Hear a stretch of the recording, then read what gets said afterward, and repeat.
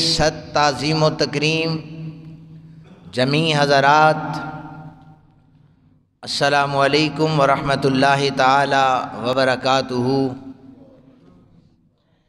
خالق لم یزل کا ہم پر کروڑوں احسان ہے،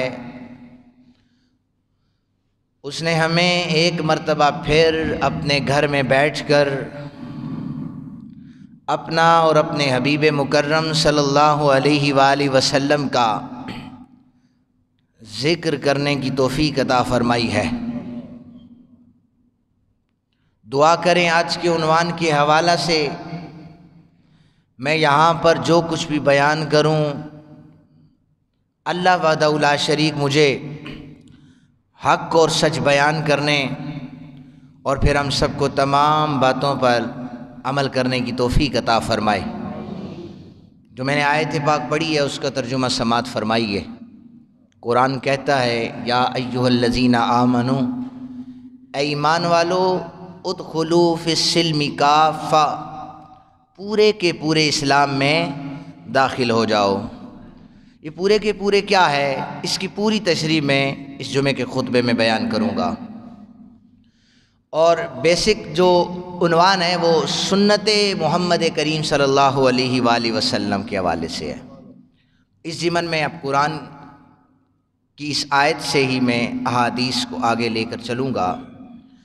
یاد رکھیں کہ سنت سے مراد، اس کی لغوی تعریف یہ ہے کہ سنت سے مراد، اس کا معنی یہ ہے کہ سنت طریقے کو کہتے ہیں،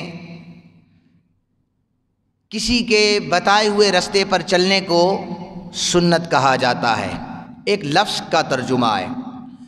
لیکن اصطلاحی جو مفہوم یا اصطلاحی اس کی تعریف جو ہے وہ یہ ہے کہ جب ہم بولتے ہیں نا سنت، ہمارا ذہن یہ تو نہیں جاتا نا کسی بندے کی سنت ہے، جو ہی لفظ سنت آتا ہے تو ہمارے ذہن فوراً چلے جاتے ہیں کہ ہمارے پاک نبی صلی اللہ علیہ وآلہ وسلم کے حوالے سے بات ہو رہی ہے۔ تو سنت سے مراد جو اصطلاحی تعریف ہے وہ یہ ہے کہ نبی پاک صلی اللہ علیہ وآلہ وسلم کے قول، فعل اور تقریر کو سنت کہا جاتا ہے۔ آج کے اس پرفتن دور میں ہم نے سنت کو اگنور کرنا شروع کر دیا ہے کہ یہ فرض تو نہیں ہے، یہ واجب تو نہیں ہے، یہ تو سنت ہے۔ لیکن قربان جائیں نبی پاک صلی اللہ علیہ وآلہ وسلم کے صحابہ کرام پر کہ انہوں نے جب بھی حضور پاک صلی اللہ علیہ وسلم کو دیکھا، کوئی بھی عمل ہوا، اسے سنت تو حضور کا طریقہ تھا لیکن فرض عین سمجھ کر اسے ادا کیا تھا۔ اس کی مثال میں دے دیتا ہوں۔ آقا کریم صلی اللہ علیہ وسلم ایک جگہ سے تشریف لے جا رہے تھے تو درخت کی ایک شاخ بڑی ہوئی تھی، حضور نبی رحمت صلی اللہ علیہ وسلم جھک کر اس کے نیچے سے گزر گئے۔ آقا کریم کا ظاہری وصال ہو گیا، صحابہ کرام کا دور آیا، حضرت شیر خدا کرم اللہ وجہ الکریم وہیں سے گزرے۔ اب درخت کی شاخ نہیں تھی، وہ کٹ چکی تھی، آپ جھک کر گزرے۔ شیر خدا کرم اللہ وجہ الکریم آپ جھک کر گزرے ہیں، اس کی وجہ تو بتائیں۔ فرمانے لگے یہاں سے میرے آقا کریم صلی اللہ علیہ وسلم اسی طرح گزرے تھے، اے مولا کائنات، وہ اس طرح گزرے تھے، وہ تو درخت کی شاخ بڑی ہوئی تھی۔ فرمایا میں نبی پاک صلی اللہ علیہ وسلم کی سنت کو زندہ کر رہا تھا، اور اب حضور نبی رحمت صلی اللہ علیہ وسلم نے فرمایا کہ جب میری سنت پر لوگ عمل کرنا چھوڑ دیں، جب میری سنت پر لوگ عمل کرنا چھوڑ دیں، اس وقت جو میری سنت کو جس کی طرف لوگ توجہ نہیں دے رہے ہوں گے زندہ کرے گا، اللہ وحدہ لا شریک اسے 100 شہیدوں کا ثواب عطا فرما دے گا۔ آج کا جو مسلمان ہے یہ 30% اسلام پر عمل کرتا ہے، کوئی 50% اسلام پر عمل کرتا ہے، کوئی 70% عمل کرتا ہے، یعنی اس نے پورا نہیں کرنا۔ اگر اس کی 6 فٹ یا 5 فٹ کی یہ جو باڈی ہے، اس پر یہ کچھ چیزیں حضور کی سنت کے مطابق کر لیتا ہے، کچھ کو ہٹا دیتا ہے۔ اور واضح جو ایک سنت ہے وہ داڑھی ہے، یا آپ کے اس جسم پر اور بھی سنتیں، لباس ہے، آپ کے کھانے کا طریقہ، چلنے کا طریقہ، بیٹھنے کا طریقہ۔ 50% پہ عمل ہے، 50 پہ نہیں ہے. اور اگر پوچھے تو وہ کہتے ہیں ہم مسلمان ہیں. اب جو آیت میں نے پڑھی ہے، قرآن کی آیت یہ کہتی ہے ایمان والو پورے کے پورے اسلام میں داخل ہو جاؤ. آدھا تیتر اور آدھا بٹیر بنے ہوئے ہو، پورے کے پورے داخل ہو جاؤ. جو صحابہ کرام آقا کریم صلی اللہ علیہ وسلم کی سنتوں پر عمل کیا کرتے تھے، ان کے بارے میں میرے آقا کریم صلی اللہ علیہ وسلم نے فرمایا سنت الخلفاء الراشدین من بعدی، میرے بعد میرے صحابہ کی سنت کو لازم پکڑنا. ہر سنت کو صحابہ نے عمل کیا اور پکڑ لیا، اور اللہ تعالیٰ نے صحابہ کرام کو کامیابیاں عطا فرما دی. قادسیہ کی جنگ ہو رہی تھی تو کافی دن گزر چکے تھے، فتح نہیں ہو رہی تھی. حضرت فاروق اعظم نا رستے میں کھڑے ہوتے کہ کوئی قاصد آئے گا مجھے بتائے گا کہ قادسیہ کو اللہ نے فتح عطا فرما دی ہے. لیکن بہت دن گزر گئے. ایک خط حضرت سعد بن ابی وقاص نے لکھا کہ عمر بن خطاب ہمیں فتح نہیں مل رہی. حضرت فاروق اعظم نے 2 باتیں لکھ کر بھیجی. آپ نے فرمایا یا تو تمہاری نیت میں کوئی کھوٹ ہے، یا تو تمہاری نیت میں کوئی کھوٹ آ چکی ہے، تو اگر یہ نہیں ہے تو تم آقا کریم صلی اللہ علیہ وسلم کی کسی سنت کو چھوڑ رہے ہو. خط ملا نا تو پڑھ کر جو سپہ سالار تھے انہوں نے سنایا تو کہنے لگے نیتوں میں تو ہماری کھوٹ نہیں ہے. امیر المومنین نے لکھا ہے الحمدللہ نیتیں تو بڑی صاف ہیں، لیکن ایک سنت ہم آقا کریم کی چھوڑ رہے ہیں. جنگ کے میدان میں ہم نے مسواک کی سنت کو چھوڑا ہوا ہے. وہاں پر افراتفری تھی نا، جنگ لڑنی تھی، کسی نے توجہ ہی نہیں دی اس طرف. اب صحابہ کرام نے نا جنگل سے لکڑیاں جمع کرنی شروع کی. تو بڑا لشکر تھا اور اسلام کو اللہ نے پاور دے رکھی تھی، لیکن فتح نہیں ہو رہی تھی. اب سب صحابہ کرام نے جب مسواک شروع کیا نا تو اس سے جو دوسرے فوائد ہیں وہ تو منہ کے ہیں، دانتوں کے ہیں، بدبو کے ہیں، سارے ہیں. لیکن کافروں نے دیکھا کہ پہلے یہ تلواروں سے لڑ رہے تھے، مسلمانوں کے آقا کریم کے صحابہ نے تو اب اپنے دانتوں کو تیز کرنا شروع کر دیا ہے. پہلے یہ تلواروں سے کاٹتے تھے، ہو سکتا ہے اب ہمیں دانتوں سے کاٹنا شروع کر دیں. اس سنت کی برکت سے اللہ تعالیٰ نے اسی دن آقا کریم صلی اللہ علیہ وسلم کے غلاموں کو فتح عطا فرما دی تھی. اب یہ سنت اس وقت مفقود ہو چکی تھی، آقا کریم کے صحابہ کرام نے اسے اپنایا اور اللہ تعالیٰ نے فتح عطا فرما دی. ابو حفص رضی اللہ تعالیٰ عنہ یہ آپ فرماتے ہیں کہ جو سنت رسول پر عمل نہیں نہ کرتا، جو سنت رسول صلی اللہ علیہ وسلم پر عمل نہیں کرتا وہ مرد ہی نہیں ہے. کیا فرمایا؟ سنت رسول صلی اللہ علیہ وسلم پر عمل نہیں کرتا وہ مرد ہی نہیں ہے. ہم بنے پھرتے ہیں ہم بڑے مرد ہیں، ہم یہ کر دیں گے، ہم وہ کر دیں گے. لیکن حضور کے صحابہ، محدثین، مفسرین یہ کہہ رہے ہیں اصل میں مرد ہوتا ہی وہ ہے جو آقا کریم صلی اللہ علیہ وسلم کی سنتوں پر عمل کر کے بیٹھا ہوا ہوتا ہے. اپنے جسم پر، اپنے لباس پر، اپنے کھانے پر سنت رسول صلی اللہ علیہ وسلم کو اس طرح نافذ کر دیا جائے کہ دیکھنے والا دیکھ کر یہ سمجھ جائے کہ یہ آقا کریم صلی اللہ علیہ وسلم کا غلام آ رہا ہے. فرق پتہ نہیں چلتا یہ حضور کا غلام ہے بھی کہ نہیں ہے. چونکہ یہاں سے مسجد کے محراب و منبر سے اللہ اکبر کی صدائیں جا رہی ہوتی ہیں، اور کاروبار کرنے والا کہتا ہے 5 منٹ اس کو ختم کر کے جاتا ہوں مسجد میں، اور نماز چھوڑتا ہے. اور وہ اس نیت سے بیٹھا ہوا ہوتا ہے کہ مجھے رزق اللہ دے گا، اور جو اللہ تمہیں مسجد میں بلا رہا ہے، رزق تلاش کرنے والوں مجھے ڈھونڈنے کے لیے آ جاؤ، مجھے تلاش کرو، میں تمہیں مسجدوں کی صفوں میں ملوں گا. لیکن وہ کاروبار میں محو رہتے ہیں. میں دور نہیں جاؤں گا، ہماری اسی مارکیٹ کا حال دیکھ لیں، کتنی دکانیں جو بند ہو رہی ہوتی ہیں، اور میں نے تو کتنوں کو رمضان کے علاوہ نماز پڑھتے ہوئے نہیں دیکھا. انہیں دین کے حوالے سے کچھ سمجھ بوجھ نہیں ہے، انہیں پتہ ہی نہیں ہے کہ یہ کیا کہہ رہے ہیں یا کیا ہو رہا ہے. پاس مسجد بھی ہے، اس کا نام مسجد ہے، اس میں نماز پڑھی جاتی ہے، نہ انہوں نے دکانیں بند کرنی ہے نہ ادھر آنا ہے مسجد میں. اور ان کے تبصرے اگر آپ سنیں، اگر ان کے تبصرے سنیں تو ماشاءاللہ وہ لگتا ہے ان سے بڑا مفتی کوئی نہیں ہے. اللہ تعالیٰ سے میں دعا کرتا ہوں اللہ تعالیٰ انہیں عمل کی توفیق عطا فرمائے.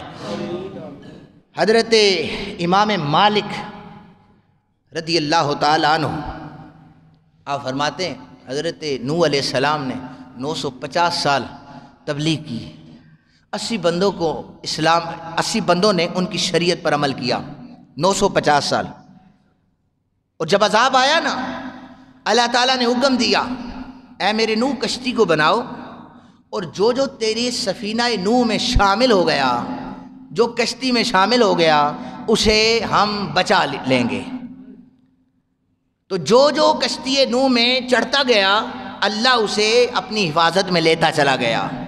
امام مالک کہتے ہیں لوگوں یہ مادیت کا عذاب تم پر آیا ہوا ہے، تم چاہتے ہو نا کہ اگر بچ جائیں، اگر اس مادی عذاب سے بچنا چاہتے ہو، تم آقا کریم صلی اللہ علیہ وسلم کی سنت پر عمل کرنا شروع کر دو۔ حضور کی سنت یہ سفینہ نوح کی مانند ہے، تم سنت رسول پر عمل کرتے چلے جاؤ، اللہ تعالیٰ تمہیں عذاب سے نجات عطا فرما دے گا۔ اس دور میں جو مادی عذاب ہے، معیشت کا عذاب آیا ہوا ہے، دن بدن ہمارے رزق سے برکتیں اٹھ رہی ہیں، ہمارے زندگی میں سکون ختم ہوتا جا رہا ہے۔ فرمایا تم سنت رسول پر عمل تو کرو، تم سنت رسول پر عمل کرو گے اللہ تعالیٰ ان عذاب سے نجات تمہیں عطا فرما دے گا۔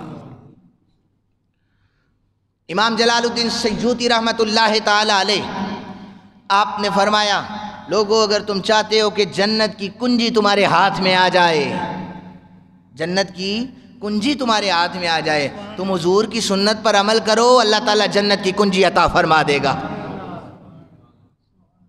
جنت کی کنجی تمہارے ہاتھ میں ہوگی جب تم سنت رسول پر عمل کرو گے۔ اس پر میں ایک روایت آپ کو سناتا ہوں۔ آپ میں سے ہر بندہ، اور پھر پیچھے جاتے جائے علماء ہوں، محدثین ہوں، متقدمین ہوں، فقہاء ہوں، مجتہدین ہوں، تابعین ہوں، صحابہ ہوں یا انبیاء کرام ہوں، ہر بندہ یہ چاہتا ہے یا اللہ ہمیں جنت عطا ہو جائے، جنت نصیب ہو جائے، ایسا ہی ہے۔ اور جن کو جنت کی بشارتیں آقا کریم صلی اللہ علیہ وسلم نے دی نا، تو انہوں نے بھی دعائیں یہی مانگی یا اللہ ہمیں جنت عطا ہو جائے، یہی دعا مانگی۔ لیکن فرمایا جو سنتوں پر عمل پیرا رہے نا، اللہ تعالیٰ نے، آقا کریم صلی اللہ علیہ وسلم نے فرمایا جو سنتوں پر عمل کرتے رہے جنت ان کی منتظر ہوتی ہے، مالک اس بندے کو ہمارے حوالے کر دے، یہ تیرا بڑا پیارا بندہ ہے۔ اور اس سے جو مجھے روایت یاد آئی، ہر بندہ جنت کا اشتیاق رکھتا ہے، مجھے جنت ملے۔ حضور نے فرمایا، مسند ابی یعلا کی حدیث پاک ہے، ترمذی شریف میں بھی ہے، المستدرک علی الصحیحین میں حاکم علی نیشاپوری نے اس روایت کو نقل کیا ہے۔ فرمایا تم سارے جنت کے طلبگار بنے ہوئے ہو، جنت صرف 3 لوگوں کی مشتاق بنی ہوئی ہے، جنت صرف 3 لوگوں کا اشتیاق رکھتی ہے، یہ میرے اندر آئیں۔ آقا وہ کون سے لوگ ہیں؟ فرمایا قال رسول اللہ صلی اللہ علیہ وآلہ وسلم اشتاقت الجنت الی ثلاثۃ، اشتاق الجنت الی ثلاثۃ، کہ جنت صرف 3 لوگوں کی مشتاق ہے۔ آقا وہ کون سے ہیں؟ فرمایا علی، جنت علی المرتضیٰ کی مشتاق ہے، عمار، جنت عمار بن یاسر کی مشتاق ہے، وسلیمان، جنت حضرت سلمان بن فارس کی مشتاق بنی ہوئی ہے۔ یہ 3 صحابہ ایسے ہیں جن کے بارے میں حدیث پاک میں ذکر آیا ہے کہ جنت ہر وقت یہ صدا لگاتی ہے، یا اللہ میرے اندر علی آ جائیں، میرے اندر عمار بن یاسر آ جائیں، میرے اندر سلمان فارسی آ جائیں۔ یہ صحابہ آقا کریم صلی اللہ علیہ وسلم کی سنتوں پر عمل کر رہے تھے، دن رات آقا کریم صلی اللہ علیہ وسلم کی سنتوں پر کاربند رہتے تھے۔ بہرحال یہ روایت میں نے آپ کو سنائی ہے، یہ صحیح سند کے ساتھ موجود ہے کہ ہم سارے جنت کا اشتیاق کرتے ہیں، جنت منتظر جن لوگوں کی ہے وہ حضور کے صحابہ کرام ہیں۔ بشر حافی کو نا اللہ کے بزرگ گزرے حضرت بشر حافی، انہیں خواب میں کملی والے آقا کریم صلی اللہ علیہ وسلم کی زیارت ہوئی۔ حضرت بشر حافی کو آقا کریم صلی اللہ علیہ وسلم نے پوچھا، بشر حافی تجھے پتہ ہے تجھے میرا قرب کیوں عطا ہوا ہے؟ آقا مجھے تو نہیں پتا۔ فرمایا بشر حافی 2 وجہوں سے تجھے اللہ نے میرا قرب عطا فرمایا ہے۔ ایک وجہ یہ ہے کہ تو اللہ والوں سے پیار کرتا ہے، اس لیے تجھے میرا قرب عطا ہو چکا ہے۔ اہل سنت اپنے عقائد پر ناز کیا کریں کہ اللہ تعالیٰ نے اپنے مقرب بندوں کا پیار ان کے دلوں میں ڈالا ہوا ہے۔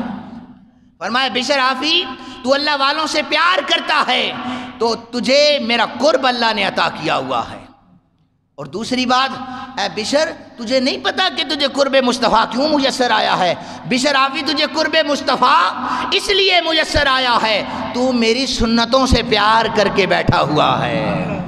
جو آقا کریم صلی اللہ علیہ وسلم کی سنت سے پیار کرتا ہے لوگوں، اسے قرب مصطفیٰ عطا ہو جاتا ہے، اسے قرب مصطفیٰ مل جاتا ہے۔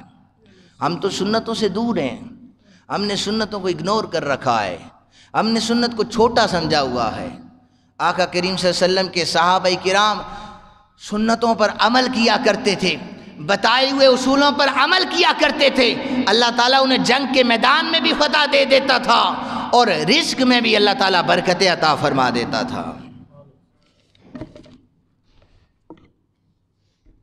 آقا کریم صلی اللہ علیہ وآلہ وسلم نے فرمایا کہ لوگوں، تمہاری مثال اس بندے جیسی ہے کہ جو آگ جلاتا ہے، لکڑیاں جمع کر کے آگ جلاتا ہے، پروانے مکڑیاں اس آگ میں گرتے ہیں، جلتے ہیں، اور وہ بندہ کہتا ہے یہ چھوٹے چھوٹے جانور اس کے اندر گر رہے ہیں، تو وہ مکڑیوں کو بھی پروانوں کو بھی پکڑ پکڑ کر باہر نکالتا ہے کہ یہ جل نہ جائیں، انہیں تکلیف ہوگی۔ فرمایا تمہاری مثال اس بندے جیسی ہے جو آگ جلا کر مکڑیوں اور پروانوں کو بچا رہا ہوتا ہے، انہیں آگ نہ لگ جائے۔ فرمایا میں محمد عربی تمہیں کمر سے پکڑ پکڑ کر بچا رہا ہوں، تم کہیں جہنم میں نہ جل جاؤ، تم کہیں جہنم میں نہ جل جاؤ، لیکن تم میری سنتوں سے انحراف کر رہے ہو، میرا کلمہ پڑھتے ہو اور میری سنتوں کو روزانہ ذبح کر کے آ جاتے ہو، میری سنتوں سے منہ موڑ کے آ جاتے ہو۔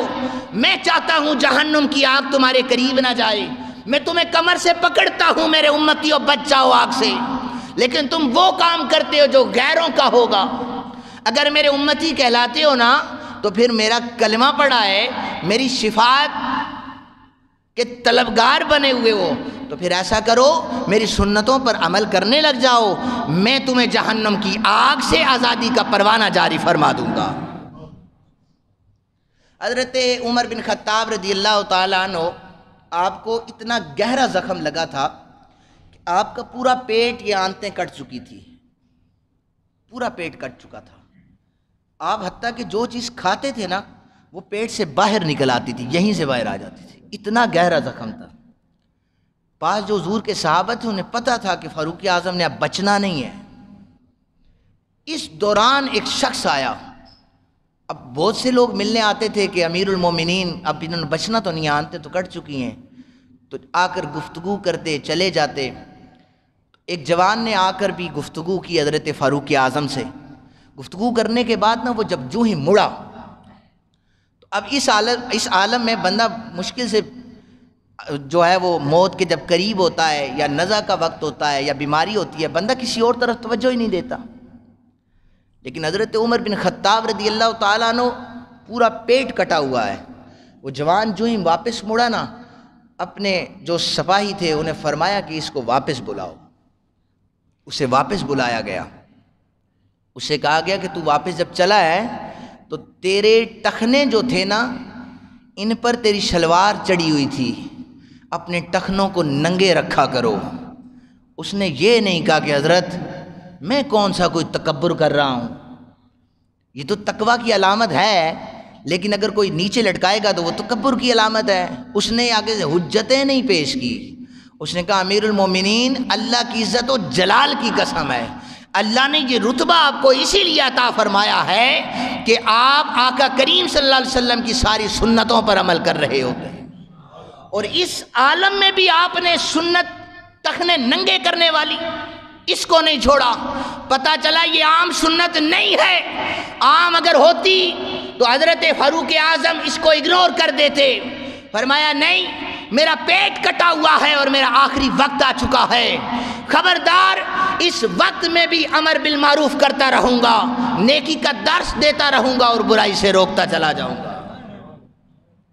تو یہ صحابہ تھے، زمانے میں معزز اسی لیے تھے کہ ان کے رگوں پہ میں حضور کی محبت تھی، لیکن وہ نعرے کی حد تک نہ تھی، وہ ان کی رگوں پہ میں شامل تھی کہ جو کام ہمارے آقا نے کیا ہے ہم نے وہی کام کرنا ہے۔ اب میں ذرا اس دور کے جو جوان ہیں ان کی طرف آ جاتا ہوں۔ ہم نے سنت رسول سے ایک تو انحراف کیا ہے اور پھر اپنے تئی کچھ چیزیں گھڑ لی ہیں۔ میں آپ سے یہ ریکویسٹ ضرور کروں گا کہ جب آپ کے بچے 9ویں 10ویں کلاس میں جاتے ہیں نا تو وہ اپنے آپ کو جوان سمجھ رہے ہوتے ہیں، اب وہ آپ کے ہاتھ نہیں آتے، آپ ڈر رہے ہوتے ہیں کہ پتہ نہیں اولاد ہماری کیا کر دے گی۔ یاد رکھیں 9ویں 10ویں یا کالج یونیورسٹی کا آپ کا بیٹا جب وہ بڑے بڑے بال رکھنا شروع کرے نا تو اس پر نظر رکھیں کہ حضرت صاحب اپنی لائن سے اتر رہے ہیں، یہ یاد رکھیں۔ اور جب وہ کانوں میں کوئی مندری ڈال لینا تو نظر رکھیں، یہ نہ کہیں کہ اس پر بڑی جچتی ہے۔ جب وہ ہاتھ میں کڑا ڈال لینا اس کی جوانی پر ناز نہ کریں۔ جب وہ ڈیزائن جو یہود و نصارہ کا تھا ویسے کپڑے پہننا شروع کر دیں تو ان پر نظر رکھیں کہ ان کی لائن کوئی بدل تو نہیں رہی۔ جب آپ ان پر نظر رکھیں گے تو آپ کل پچھتائیں گے نہیں، لیکن جب نظر نہیں ہوگی وقتی طور پر انہیں لاڈلا سمجھ کر انہیں اگنور کر دیا جائے گا تو سن لیں پھر وہ جو لاڈلا آپ کا زیادہ جوان ہوگا نا تو وہ آپ کے گلے کی ہڈی بن جائے گا، وہ نہ پھر نگل سکتے ہیں نہ نکال سکتے ہیں آپ۔ پھر مولویوں کے پیچھے بھاگیں گے، دعا کرو نا، ہمارا بچہ سنتا ہی نہیں ہے بات، وہ کیسے سنے؟ آپ نے باپ بن کر تو اس کو سمجھایا ہی نہیں ہے، آپ اس پر نظر رکھیں، سختی سے سمجھائیں۔ آپ باپ کو کیوں کہتے ہیں جناب؟